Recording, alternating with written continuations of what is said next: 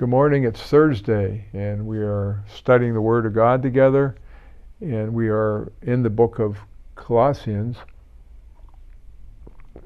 and we're looking at the Christian home now, the section on the Christian home, and we'll start in verse 18. It discusses wives. Wives, submit to your own husband as fitting to the Lord, and husbands, in verse 19, love your wives and do not be bitter toward them. So the husband and wife relationship is the most important relationship in the home, the Christian home. If we have a Christian home, our marriages need to look different than the marriages in the world that are ending up in divorce or infidelity or all kind of problems because people are self-focused. But the way we have a Christian home is by wives humbling themselves and trusting that the Lord is leading their husbands in the decisions that they make as the head of the house, the pastor of the home. And this has to be an act of the will for a wife to submit to her husband. And it says it's pleasing to the Lord, it's fitting in the Lord, it's the right thing to do. If the wife is always rebellious or upset or not supporting the husband, then it's going to cause problems for the whole family. And then verse 19, it says, husbands, we're to love our wives and do not be bitter toward them. And it's easy to get bitter toward people when they don't respond the way we would like them to, or they don't treat us the way we think they should.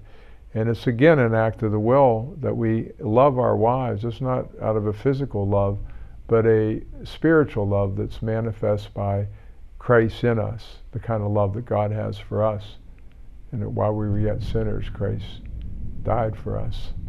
And so bitterness is a sin. So anytime our hearts become hard and we want to be retaliatory or whatever, it's not of the Lord, and we're commanded to not be bitter.